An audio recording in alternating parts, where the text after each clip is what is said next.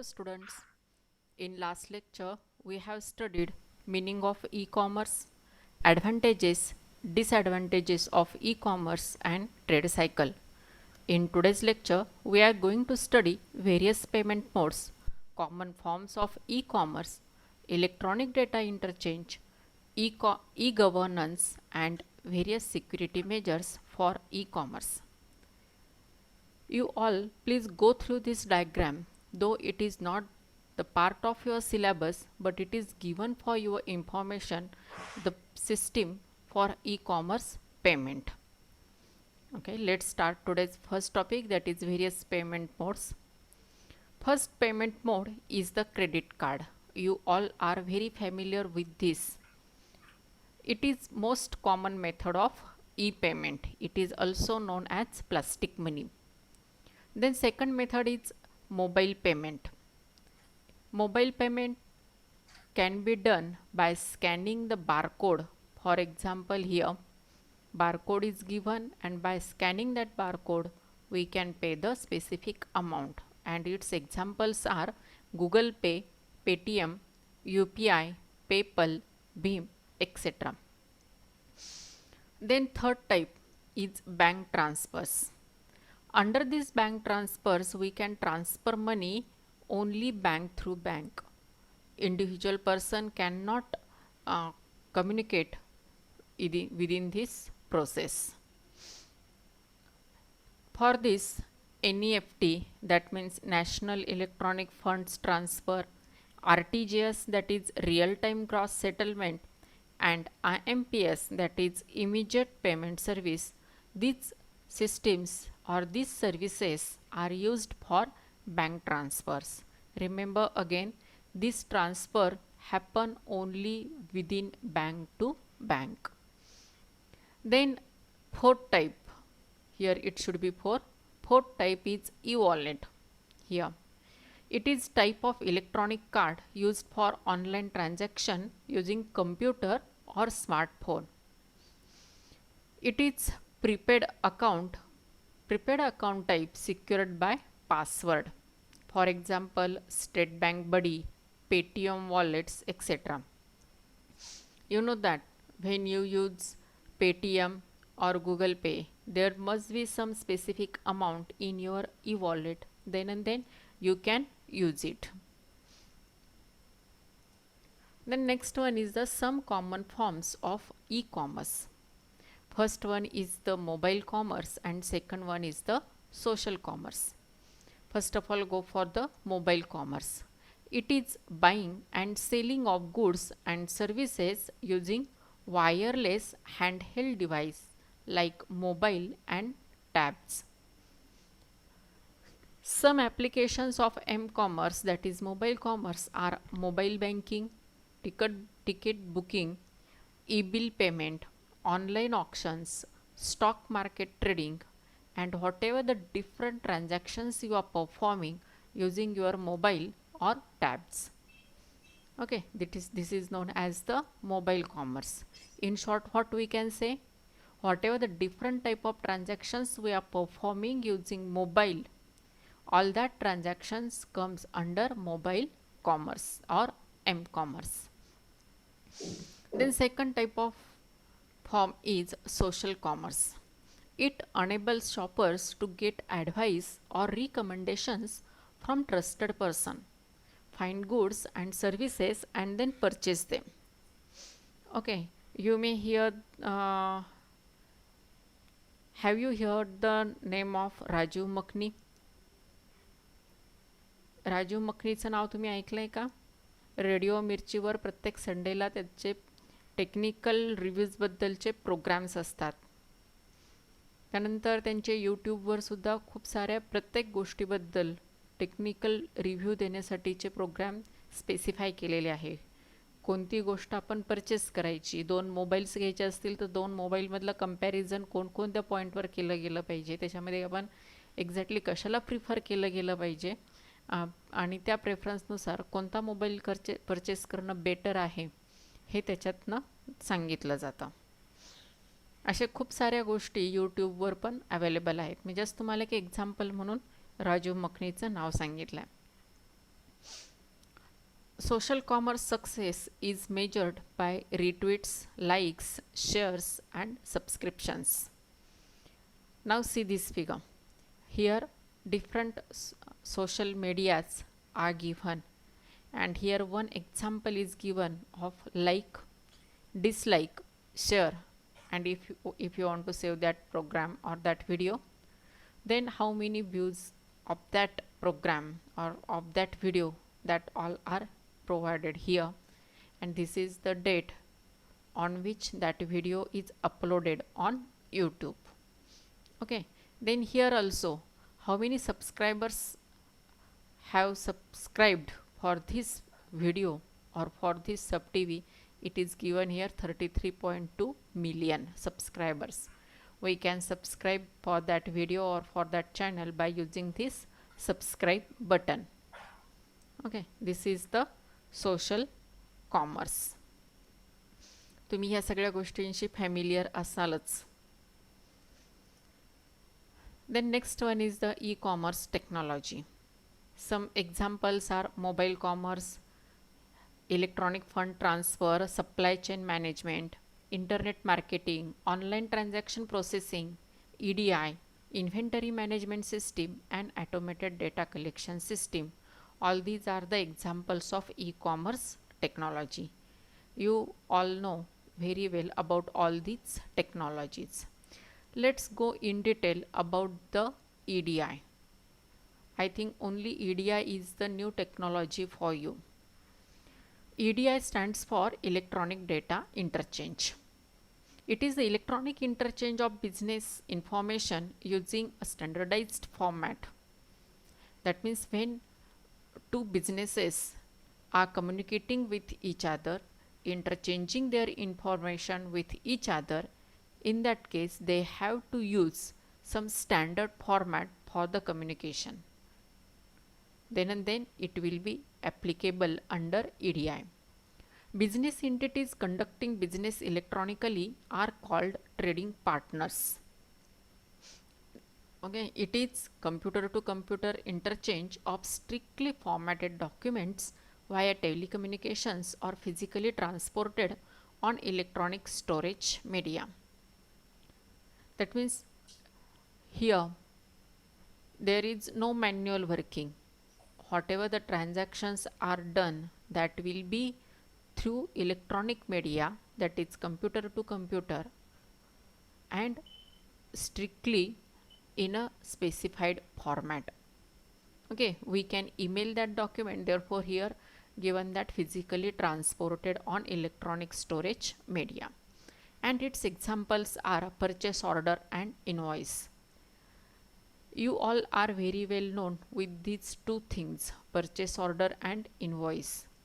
When you goes for e-shopping or online shopping, in that case you have to provide these two things. Then next topic is e-governance. That is,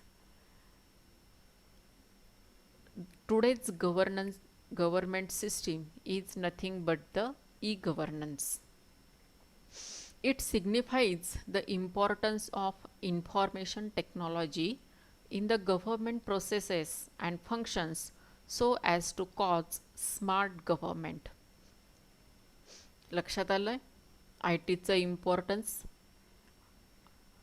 आपलं government हे smart government होण्यासाठी ITच्या under जे काही गव्हर्मेंटचं processing आणि functioning केलं जातं ते सगळं ई-गव्हर्नन्सच्या under येतं आणि त्या सगळ्यामुळे जे काही गव्हर्मेंट आहे ते स्मार्ट गव्हर्मेंट म्हणून रिकॉग्नाइज केलं जातं. It simplifies the processes for all government, citizen, businesses, etc. at national, state and local level, and thus e-governance delivers smart government where S stands for simple, M stands for moral, A stands for accessible, R stands for responsive, and T stands for transparent government. Here it should be A, not S. Okay, got the full form of smart?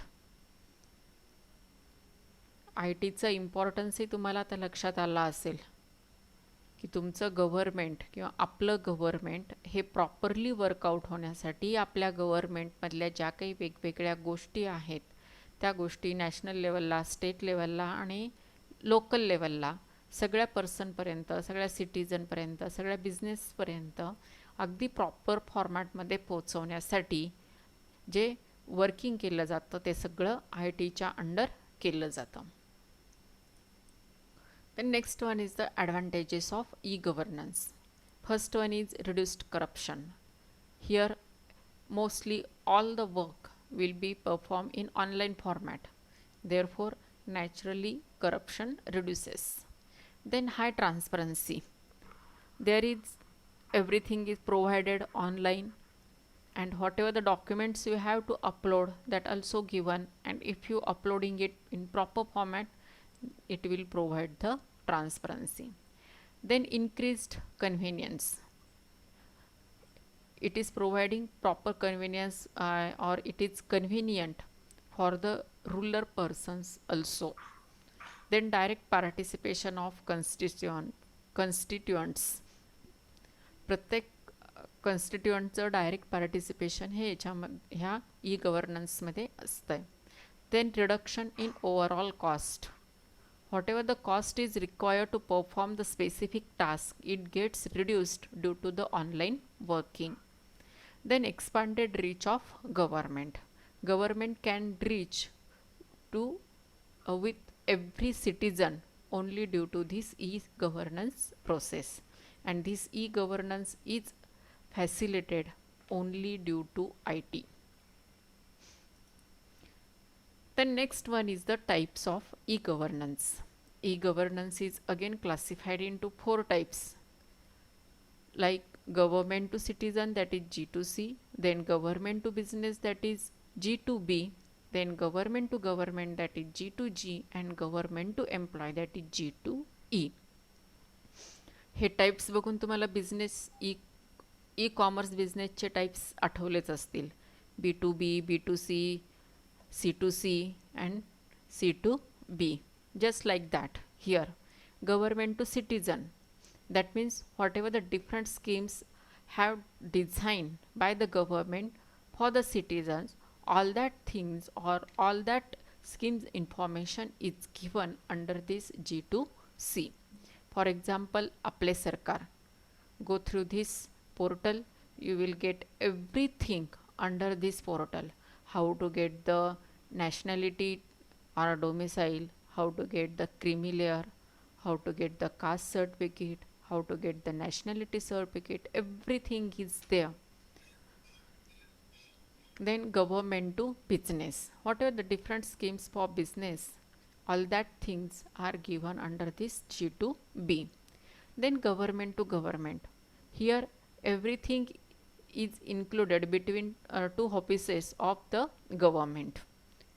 Then government to employee, different schemes only for the employee and mainly for the government employees are provided here.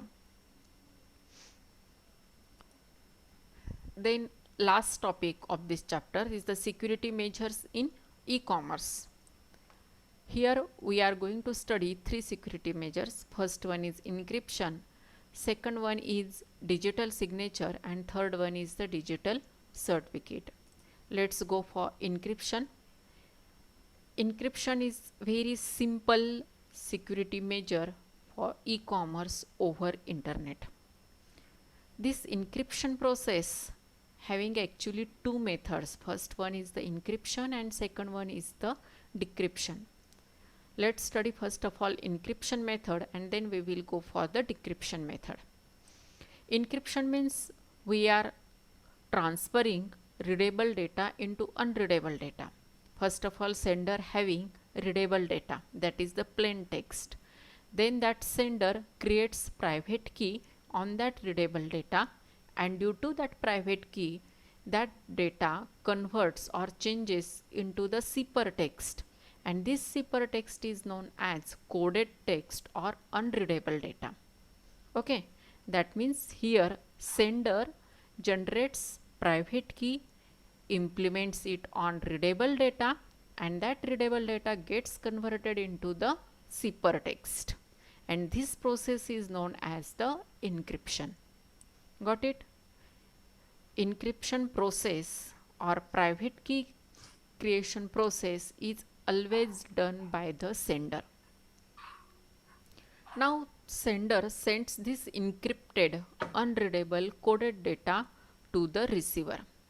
Receiver receives that data. He applies public key on that data.